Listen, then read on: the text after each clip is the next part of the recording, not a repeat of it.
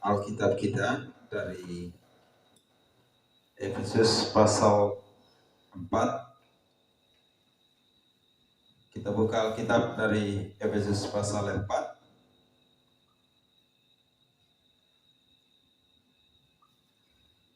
Kita baca mulai dari ayat 29 sampai 32.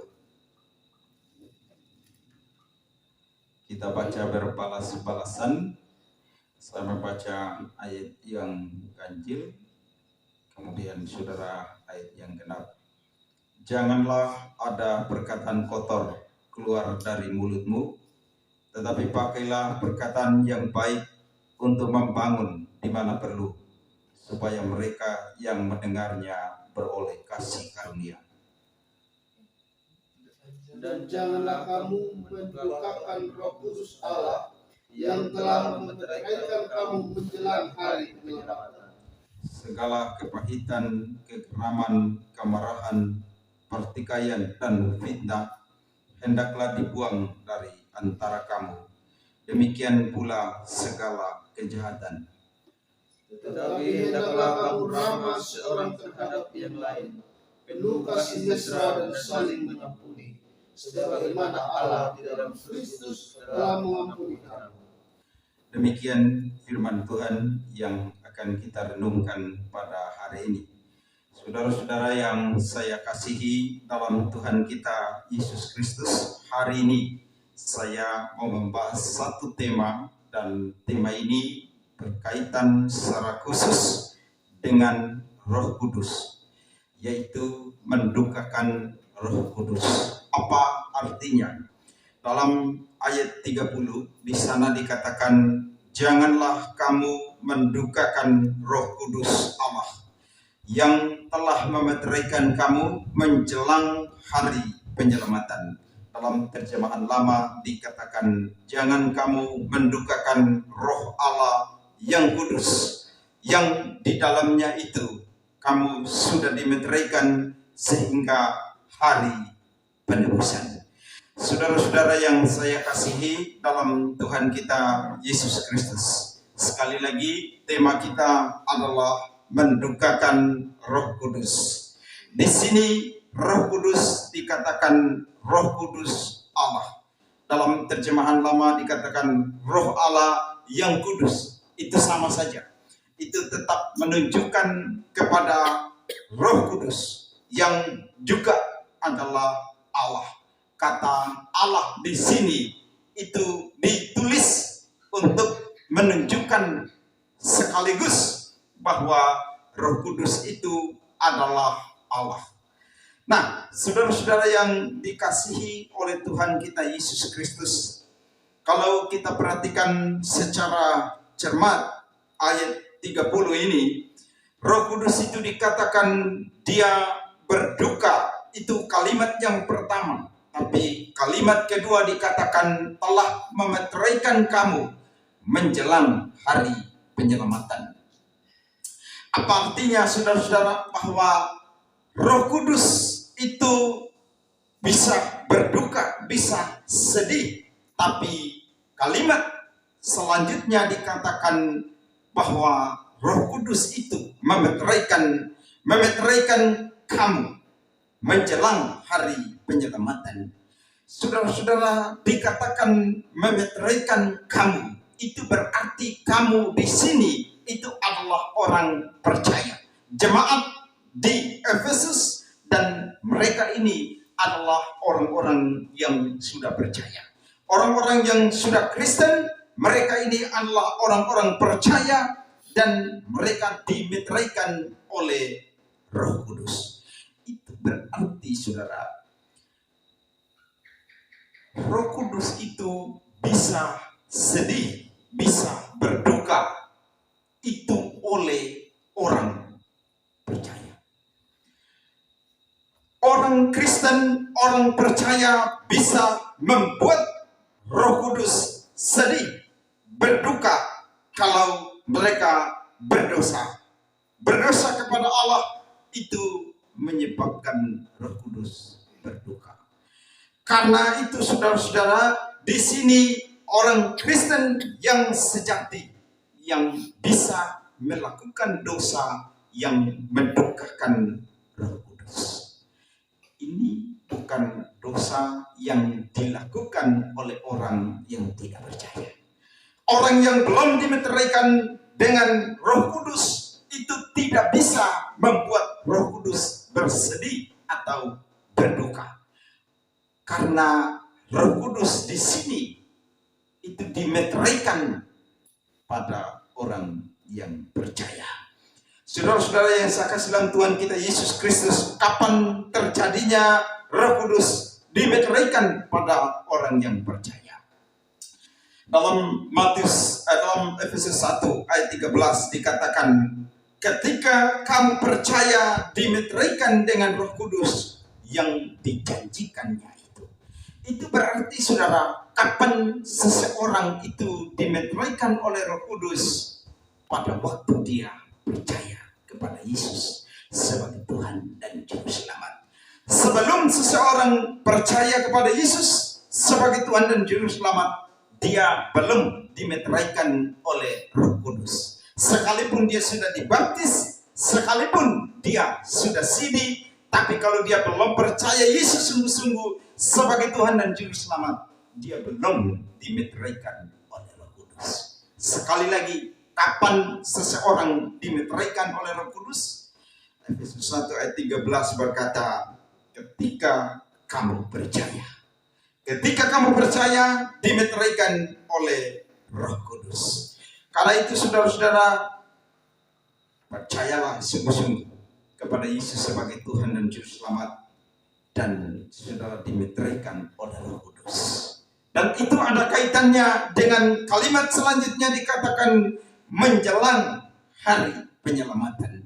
Ini menunjuk kepada kedatangan Yesus yang kedua. Dalam terjemahan yang lain dikatakan sampai tiba hari penyelamatan itu.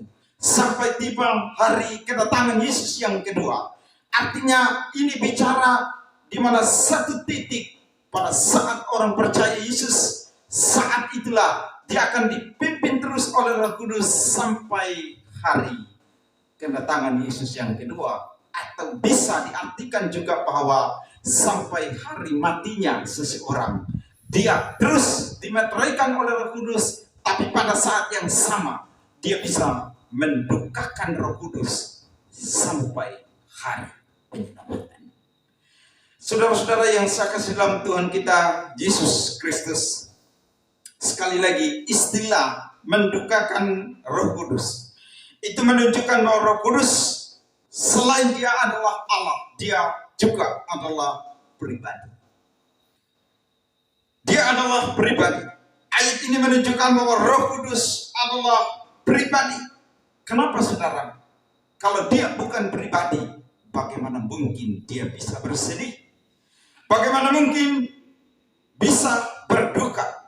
Dan saya mau menunjukkan sebentar bahwa memang Roh Kudus itu adalah pribadi yang bisa didukakan. Dan itu sekaligus menunjukkan bahwa ajaran atau paham dari saksi Yehova itu salah. Karena bagi saksi Yehova, mereka mengatakan Roh Kudus itu bukan pribadi dan hanya sebatas kuasa dari Allah, hanya kuasa dari Tuhan.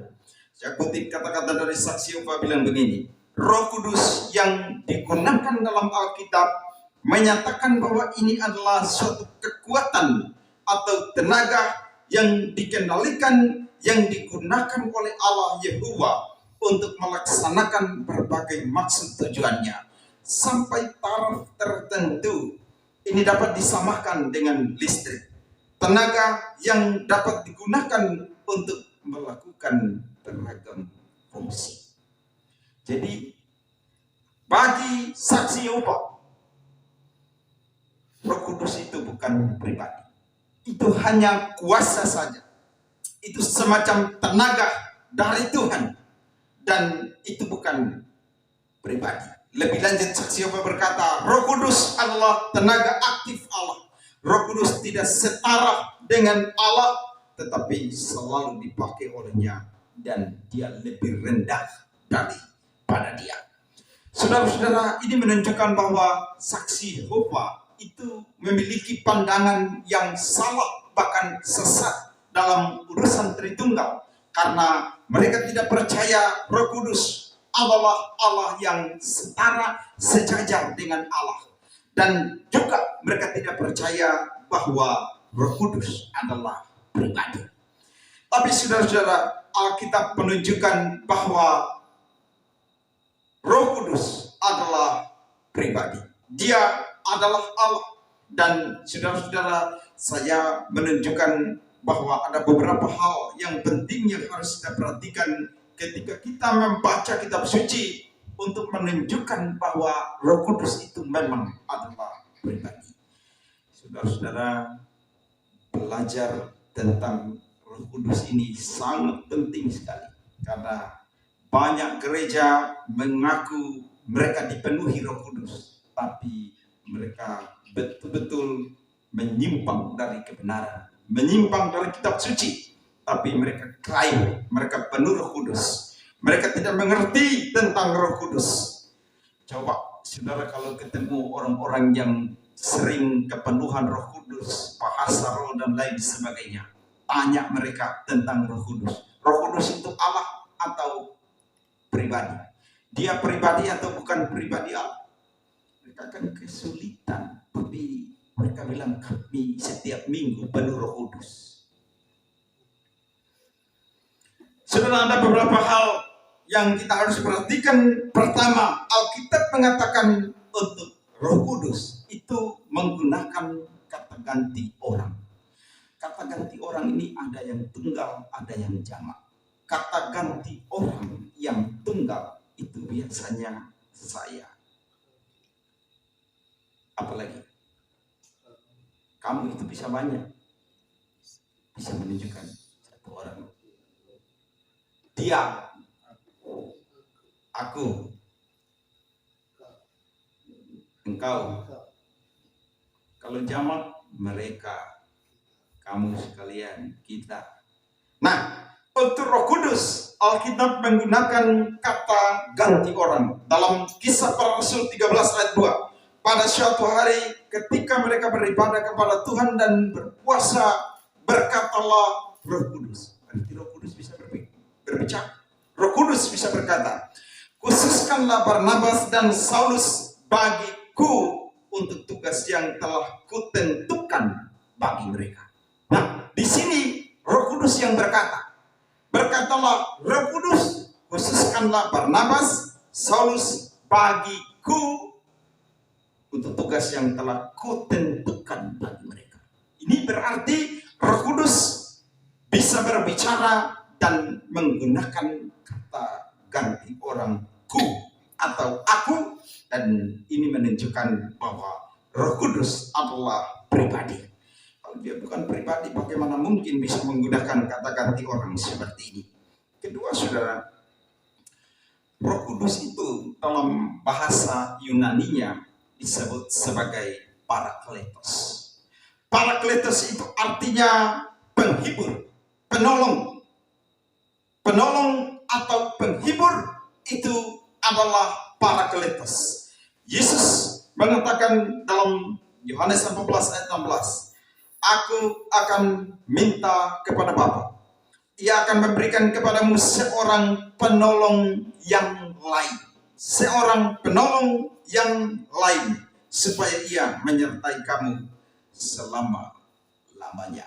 Supaya ia menyertai kamu selama-lamanya. Saudara-saudara, Roh Kudus itu adalah penghibur atau penolong bagi kita. Penolong yang lain. Yesus itu adalah penolong, tapi begitu nanti dia naik ke surga, dia menjanjikan bahwa Roh Kudus akan menggantikan dia di sini untuk melanjutkan misinya. Dan karena itu di sini dikatakan supaya ia menyertai kamu selama-lamanya. Menyertai kamu selama-lamanya ini adalah penghiburan bagi kita semua. Tidak ada orang yang bisa menyertai kita selama-lamanya. Hanya Roh Kudus yang bisa menyertai kita sampai selama-lamanya. Yohanes 14 ayat 6, tetapi penghibur yaitu Roh Kudus yang akan diutus oleh Bapa dalam namaku, dialah yang akan mengajarkan segala sesuatu kepadamu, akan mengingatkan kamu akan semua yang telah kukatakan kepadamu. Lagi-lagi penghibur, yaitu Roh Kudus. Penghibur, yaitu Roh Kudus. Itu berarti saudara-saudara, ini menunjukkan bahwa Roh Kudus adalah pribadi. Roh Kudus adalah pribadi. Ketiga saudara, Roh Kudus itu mempunyai ciri seorang pribadi. Seorang pribadi cirinya, pertama, dia bisa berpikir. Kedua, dia punya kehendak.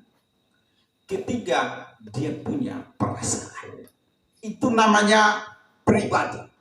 Pribadi itu bisa berpikir, bisa berkata, bisa punya perasaan, dan dia punya kehendak. Nah, Roh Kudus punya itu semua. Roh Kudus punya pikiran. Dalam Yohanes 14 ayat 6, tetapi penghibur, yaitu Roh Kudus, yang telah diutus oleh Bapa dalam namaku, dialah yang akan mengajarkan segala sesuatu kepadamu dan akan mengingatkan kamu akan semua yang telah kukatakan kepadamu. Ini adalah tugas dari Roh Kudus. Roh Kudus berfungsi, bertugas untuk mengajar firman Tuhan, mengingatkan firman Tuhan. Yang telah kukatakan, itu berarti menunjuk kepada firman Tuhan. Bahwa Roh Kudus itu fungsinya untuk mengajar dan mengingatkan kita. Bagaimana dia bisa mengingatkan dan mengajarkan kita kalau dia tidak punya pikiran? Saudara-saudara yang saya kasih dalam Tuhan kita Yesus Kristus, Alkitab juga mengatakan bahwa Roh Kudus itu punya perasaan. Ayat yang kita baca tadi dikatakan, janganlah kamu mendukakan Roh Kudus Allah.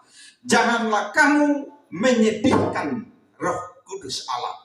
Bagaimana dia bisa sedih kalau dia tidak punya perasaan?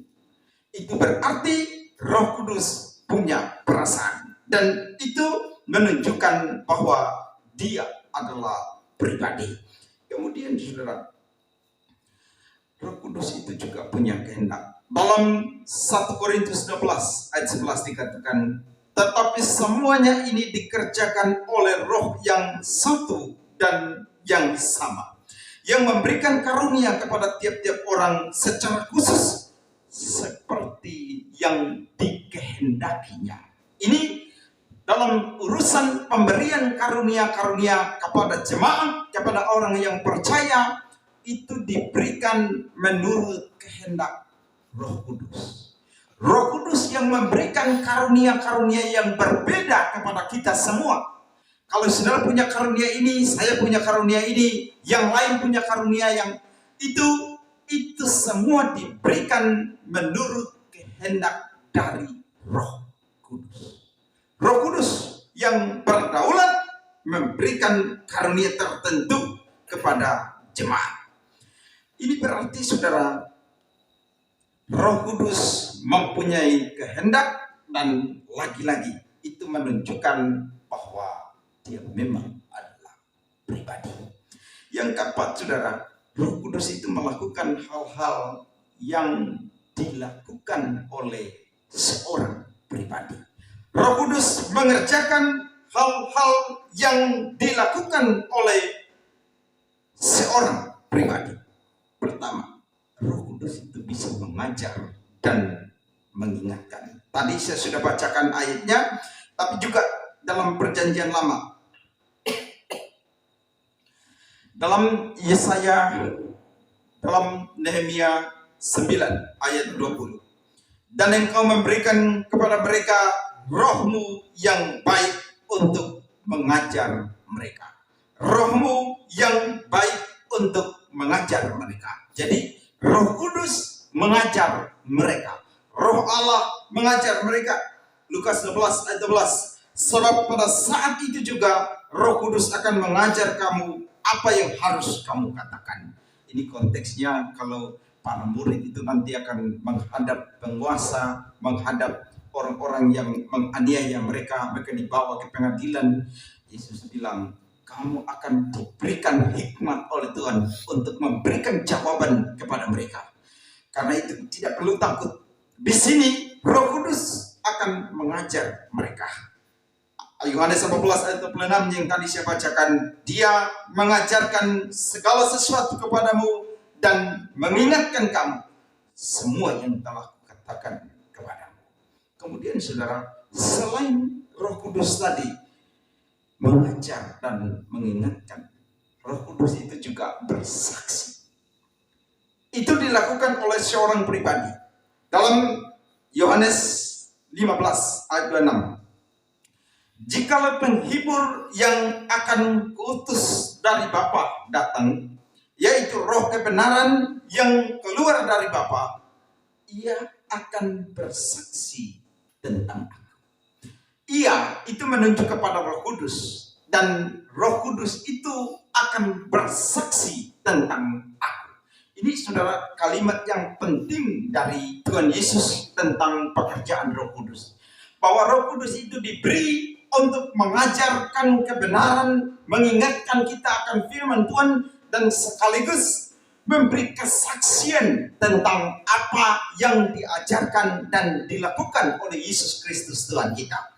Karena itu kalau Anda gereja mengklaim kami kepenuhan Roh Kudus tapi menyimpang dari firman Tuhan, nah itu bukan pekerjaan Roh Kudus. Karena Roh Kudus diberi menurut Yesus di sini, dia akan bersaksi tentang apa yang dikatakan oleh Yesus dan juga apa yang dikerjakan oleh Yesus Tuhan kita. Pekerjaan Roh Kudus adalah bersaksi tentang Yesus. Kebanyakan gereja sekarang mereka tidak khotbah, tidak ajar tentang Yesus. Tidak ajar tentang juru selamat. Yang mereka ajar adalah kemakmuran, uang, dan seterusnya. Tapi mereka klaim mereka penuh Roh Kudus. Yesus mengajarkan bahwa Roh Kudus bersaksi tentang aku. Karena itu saudara, orang yang dipimpin oleh Roh Kudus adalah orang yang mengajar, berkhotbah tentang Yesus, tentang dia sebagai juru selamat, tentang dia sebagai Tuhan, tentang dia sebagai Allah, tentang apa yang dikatakannya di dalam firman Tuhan. Itu adalah tugas pekerjaan dari Roh Kudus, bahwa Roh Kudus diberi supaya bersaksi tentang Yesus juru selamat kita.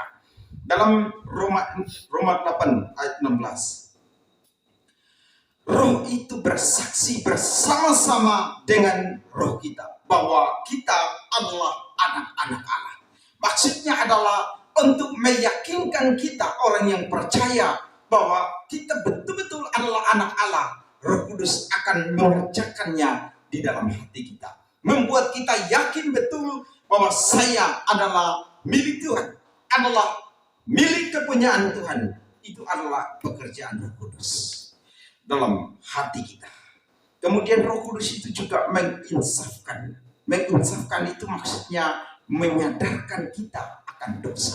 Jadi kalau sampai kita sadar bahwa kita adalah orang yang berdosa dan dosa itu akan membawa kita kepada neraka, itu adalah pekerjaan Roh Kudus yang membuat kita sadar betul bahwa dosa itu begitu berbahaya dan bisa membawa orang masuk neraka. Itu adalah kesadaran yang dikerjakan oleh Roh Kudus, dan tidak semua orang sampai sadar bahwa dosa itu bisa membahayakan jiwanya selama-lamanya di neraka. Itu hanya bisa dikerjakan kalau Roh Kudus menginsafkan dia. Dalam Yohanes 16 ayat 8, dan kalau ia datang, ia akan menginsafkan dunia akan dosa, kebenaran, dan penghakiman. Roh Kudus juga itu bisa berkata dan memerintah. Tadi saya sudah singgung bahwa Roh Kudus itu bisa berbicara, bisa berkata. Dalam Kisah 8 ayat 29, lalu kata Roh kepada Filipus, pergilah ke situ dan dekatilah kereta itu. 1 Timotius 4 ayat 1, tetapi Roh dengan tegas mengatakan, lagi-lagi ini menunjukkan bahwa Roh Kudus bisa berbicara, Roh Kudus bisa berkata. Dalam Kisah 13 ayat 2, pada suatu hari ketika mereka beribadah kepada Tuhan dan berpuasa, berkatalah Roh Kudus. lagi-lagi berkatalah Roh Kudus, berkatalah Roh Kudus, berbicaralah Roh Kudus. Itu menunjukkan bahwa Roh Kudus adalah seorang pribadi. Yang terakhir, dasar yang terakhir yang menunjukkan bahwa Roh Kudus itu adalah pribadi adalah bahwa dalam amanat agungnya Tuhan Yesus, pergilah, jadikanlah semua bangsa muridku, baptislah mereka dalam nama Bapa dan Anak dan Roh Kudus. Ada dua hal yang perlu diperhatikan di sini. Pertama, saudara, ada kesejajaran dalam penyebutan bahwa Roh Kudus itu sama, sejajar dengan Bapa dan Anak. Sama-sama pribadi. Yang kedua, itu kata nama. Memang dalam terjemahan Alkitab kita bahasa Indonesia itu tidak kelihatan bahwa sebenarnya baptislah mereka dalam nama Bapa. Hanya Bapa yang diberikan kata nama di depan. Tapi sebenarnya kalau kita membaca terjemahan bahasa Inggris, itu selalu ditekankan bahwa dalam nama Bapa, dalam nama Anak, dalam nama Roh Kudus. Kelihatannya nama kalau dalam terjemahan di sini itu hanya ditekankan pada Bapa. Tapi sebenarnya kalau dalam terjemahan bahasa Inggris itu kelihatan. Dan itu lagi-lagi menunjukkan ini memang adalah pribadi yang berbeda. Karena masing-masing punya nama pribadi. Nama Bapa, nama Anak, dan nama Roh Kudus. Kemudian saudara, dalam doa berkat Paulus, dalam 2 Korintus 13 ayat 13 dikatakan, kasih karunia Tuhan Yesus Kristus dan kasih Allah dan persekutuan Roh Kudus menyertai kamu sekalian. Saudara perhatikan di sini, persekutuan Roh Kudus menyertai kamu sekalian. Itu berarti saudara, orang percaya, orang Kristen itu bisa bersekutu dengan Roh Kudus. Kalau dia bukan pribadi, dia bukan Allah, bagaimana bisa jemaat atau orang Kristen bisa bersekutu dengan Roh Kudus? Di sini dikatakan persekutuan dengan Roh Kudus. Persekutuan dengan Roh Kudus ini memiliki hubungan yang begitu dekat, hubungan pribadi yang intim antara satu pribadi dengan pribadi yang lain, atau dalam kata lain antara jemaat dengan Dia Roh Kudus yang adalah Allah dan Dia adalah pribadi. Seorang penafsir berkata, sekedar suatu pengaruh tidak bisa disedihkan, tidak bisa didukakan. Pada waktu kita berbicara tentang kedukaan atau kesedihan, kita berbicara tentang kepribadian. Kesedihan berhubungan dengan perasaan dan perasaan berhubungan dengan kepribadian. Artinya kalau Roh Kudus bukan pribadi, tidak mungkin dia bisa bersedih atau berduka.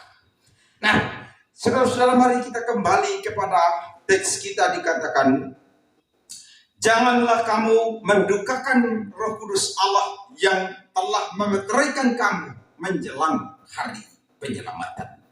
Ayat ini lebih jelas kalau kita membaca dalam terjemahan bahasa Indonesia sehari-hari. Dibilang begini, janganlah menyedihkan hati Roh Allah. Kalian sudah dimeteraikan dengan Roh itu, menjadi milik Allah. Roh itu juga merupakan jaminan bahwa hari pembebasan bagimu akan datang. Ini menarik saudara. Kalimat ini sangat jelas kalau dibaca dalam terjemahan ini. Pertama, saudara, jangan kita menyedihkan atau membuat sedih hati roh Allah. Jangan mendukakan hati roh Allah. Jangan membuat sedih hati Roh Kudus. Ini pertama. Kenapa? Karena alasan yang diberikan di sini adalah karena kamu sekarang sudah dimeteraikan menjadi milik kepunyaan Allah, menjadi milik kepunyaan Tuhan, dan roh itu, roh yang dimeteraikan kepada kamu itu adalah jaminan bagimu selama-lamanya sampai hari kedatangan Yesus yang kedua. Itu alasannya. Kita tidak boleh mendukakan Roh Kudus, tidak boleh membuat dia sedih, karena sekarang kita adalah milik kepunyaan Tuhan. Roh Kudus diberi sebagai jaminan bahwa kita sampai hari kedatangannya, kita tetap adalah milik kepunyaan Allah. Saudara-saudara yang saya kasih dalam Tuhan kita Yesus Kristus, ini berarti, saudara, antara kita orang percaya itu memiliki hubungan yang khusus, yang begitu dekat, yang begitu erat dengan Roh Kudus. Karena Roh Kudus itu adalah pribadi yang sangat mengasihi kita, yang membuat kita menjadi milik kepunyaan Tuhan. Dan karena itu, saudara, begitu dalam kasihnya kepada kita, dan kalau kita berdosa, itu betul-betul membuat dia juga begitu hebat dalam kesedihan. Begitu hebat di dalam kesedihannya. Kalau saudara pernah punya sahabat, ini bukan teman, bukan kenalan, sahabat yang begitu dekat dengan saudara, dan kemudian sahabat ini membuat saudara kecewa, sakit hati, itu rasa sakitnya berbeda dengan ketika teman atau kenalan membuat kita sedih atau sakit hati. Kenapa? Karena orang dekat. Karena orangnya dekat sekali, saudara, tapi kenapa dia tikam kita dari belakang? Nah, kira-kira begitu. Itu kesedihannya begitu besar di dalam hati kita kalau ada sahabat yang begitu memiliki hubungan yang begitu dekat. Itu gambaran saja bahwa Roh Kudus itu memiliki kasih yang begitu besar kepada kita, orang percaya. Dan kalau kita berdosa, itu membuat dia sedih, membuat dia berduka. Nah, sekarang pertanyaannya adalah, bagaimana kita dapat menyedihkan atau mendukakan Roh Kudus? Jawabannya adalah dengan cara kalau kita berdosa kepada Tuhan. Kalau kita berdosa kepada Allah, itu membuat Roh Kudus berduka, bersedih. Dan kita sebagai orang yang percaya, itu akan mengalami kehilangan damai, kehilangan sukacita, kehilangan kecintaan kepada firman Tuhan, kehilangan kecintaan kepada pelayanan, kehilangan kecintaan kepada hal-hal rohani, kehilangan kerinduan kepada doa, kepada persekutuan, kepada ibadah. Itu karena saudara sedang berdosa, menjauhkan diri dari Tuhan, dan itu membuat Roh Kudus bersedih. Apa saja dosa yang membuat Roh Kudus bersedih? Mari kita perhatikan teks kita, ayat kita. Saudara, konteksnya di sini kalau kita perhatikan sekali lagi, mulai ayat 17 ayat 17 itu sampai 20. Di sini Paulus sedang kembali menjelaskan tentang kondisi dari orang-orang yang sudah percaya, tapi sebelum mereka percaya kondisinya seperti ini. Lalu mulai ayat 21, Paulus mengatakan, kamu telah mendengar tentang dia, menerima pengajaran di dalam dia. Itu artinya mereka sekarang ini sudah percaya Yesus. Bukan lagi kondisinya seperti sebelum percaya Yesus. Dan karena sekarang sudah percaya Yesus, kalau mereka berdosa, mereka akan membuat Roh Kudus berduka. Nah, dosa apa saja? Sekarang mari kita perhatikan satu persatu. Pertama, berdusta. Ayat 5. Karena itu buanglah dusta dan berkatalah benar seorang kepada yang lain, karena kita adalah sesama anggota. Jadi sebenarnya tekanan dari ayat ini bahwa antara anggota jemaat yang satu dengan jemaat yang satu tidak boleh berdusta. Jemaat yang satu tidak boleh menipu jemaat yang satu. Anggota gereja yang satu, kalau dia orang percaya, tidak boleh menipu anggota gereja yang lain. Kenapa? Karena kita sesama anggota. Kita sama-sama orang percaya, buang dusta. Jadi kalau yang masih tipu-tipu, bertobatlah. Yang suka menipu, berdusta, bertobatlah. Itu dosa. Dan sekaligus itu akan mendukakan Roh Allah.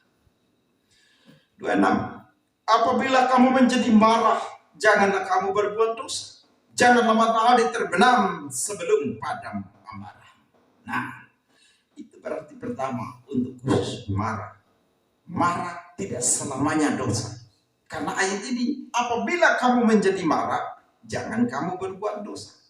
Artinya marah tidak selamanya dosa. Ada marah yang kalau atas dasar kebenaran kita marah.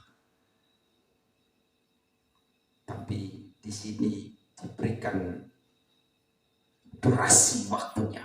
Berapa lama marah? Sebelum matahari terbenam, amarahmu harusnya sudah padam.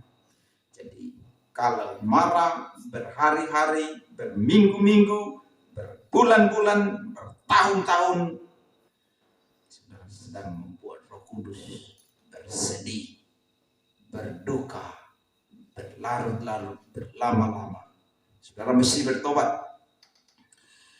28. Orang yang mencuri, janganlah ia mencuri lagi, tetapi baik dia bekerja keras, melakukan pekerjaan yang baik dengan tangan sendiri, supaya ia dapat membagikan sesuatu kepada orang lain yang berkekurangan. Nah, yang masih mencuri, bertobatlah. Karena mencuri sudah jelas dosa. Dalam 10 hukum diatur, tidak boleh mencuri. Tidak boleh mencuri, jangan mencuri. Tetapi di sini saudara, diberikan keterangan kenapa tidak boleh mencuri. Kamu harus bekerja keras dengan tangan sendiri. Itu maksudnya harus kerja keras, berusaha demi supaya tidak membawa kita ke dalam pencurian. Bisa karena lapar, bisa karena haus, orang bisa curi. Dan bagi sebagian orang itu dibenarkan. Curi dengan tujuan yang benar. Tapi tidak boleh. Di sini ditegaskan supaya jangan membawa kepada keadaan itu. Engkau harus kerja keras dengan tanganmu sendiri. Jangan malas. Tapi juga saudara, dikatakan di sini untuk melakukan pekerjaan baik dengan tangan sendiri supaya ia dapat membagikan sesuatu kepada orang yang berkekurangan. Nah, ini adalah ciri dari jemaat mula-mula. Supaya hidup membagikan dengan orang yang berkekurangan. Jadi saudara harus belajar hidup menolong sesama, menolong orang lain yang berkekurangan. Jangan tunggu banyak uang, jangan tunggu kaya raya. Apapun yang ada pada kita, kalau kita bisa membagi kepada orang lain, bagikanlah. Ini ciri dari orang yang percaya dan orang itu sedang tidak mendukakan Roh Kudus. Ayat 29, jangan ada perkataan kotor keluar dari mulutmu, tetapi pakailah perkataan yang baik yang membangun di mana perlu, supaya mereka yang mendengar beroleh kasih karunia. Nah, jangan ada keluar kata kotor dari mulutmu. Sekarang koreksi diri kita masing-masing yang suka maki-maki orang, entah itu maki secara langsung atau maki melalui WA, Facebook, Instagram, dan lain sebagainya, bertobat. Jangan keluarkan kata kotor dari mulutmu. Pakailah perkataan yang membangun. Kenapa? Karena dengan kita menggunakan kata-kata yang membangun, kalimat-kalimat yang membangun, itu bisa membuat orang lain mendapat kasih karunia. Maksudnya apa? Dengan mereka mendengarkan kata-kata yang baik keluar dari mulut kita, mereka boleh mendengarkan Injil dari mulut kita, dan mereka dengan percaya kepada Tuhan Yesus, mereka mendapatkan kasih karunia Allah. Jadi itu adalah sesuatu yang sangat penting sekali, karena kata-kata kotor itu bisa membuat kekacauan, dan sekaligus itu adalah dosa yang membuat Roh Kudus berduka, bersedih. Jangan keluarkan kata kotor dari mulutmu. Bagaimana dengan mulut saudara-saudara yang ada di sini? Pernahkah dalam satu hari saja saudara tidak mengeluarkan kata kotor? Renungkan ini. 31. Segala kepahitan. Kepahitan itu maksudnya menyimpan sakit hati dengan orang lain. Pokoknya lihat muka sahabat semua. Kadang-kadang lihat ini story WA, baca orang lain punya story Facebook. Itu berarti orang itu punya kepahitan dengan orang lain, dan dia sulit sekali melepaskan kepahitannya. Dan dia tidak sadar dia sedang berdosa. Pada saat yang sama, kalau dia seorang percaya, dia telah kehilangan damai, sukacita, kehilangan damai dari Tuhan, karena Roh Kudus sedang bersedih di dalam hatinya.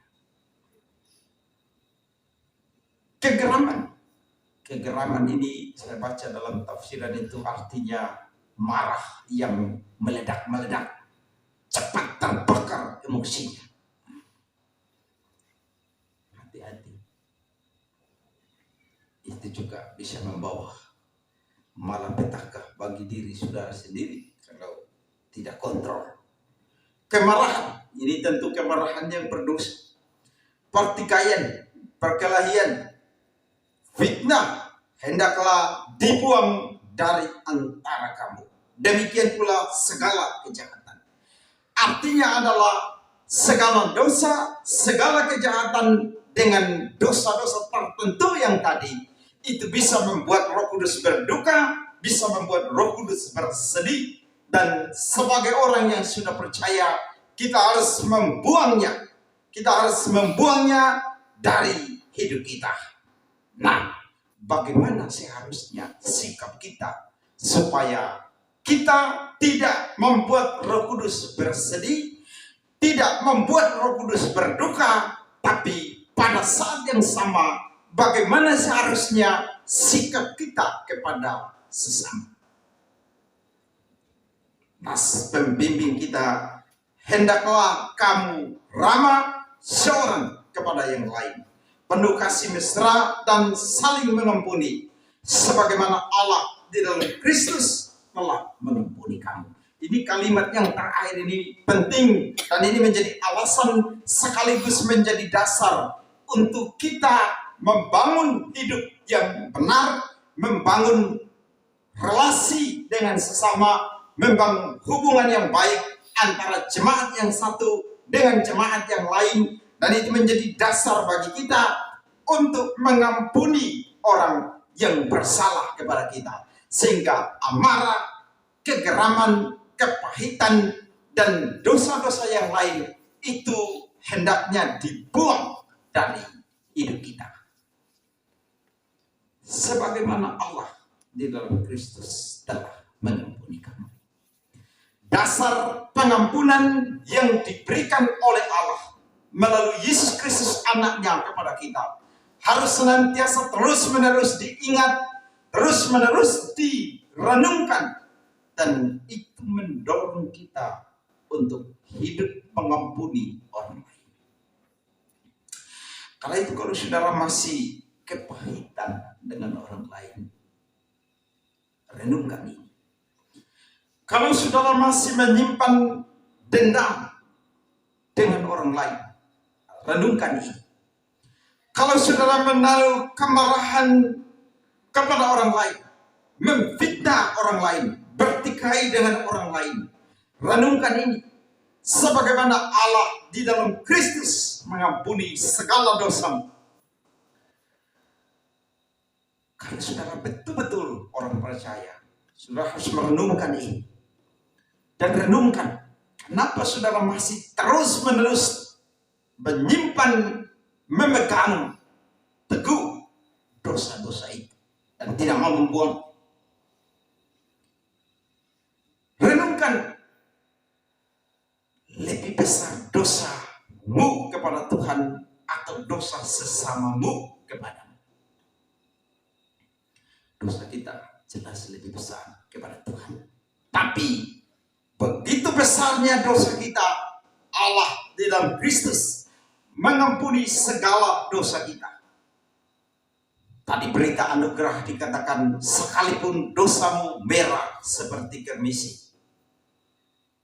Itu artinya gambaran bahwa betapa dosa kita begitu hitam pekat, begitu banyak, tapi di dalam Tuhan semuanya akan dijadikan putih seperti bulu domba. Itu hanya gambaran saja, tetapi itu bicara tentang pengampunan yang sempurna melalui darah dari Yesus Kristus Tuhan kita. Segala dosa kita yang dulu, sekarang, dan nanti pun, segala dosa kita telah dihapus oleh darah Kristus yang tercurah di atas kayu salib itu.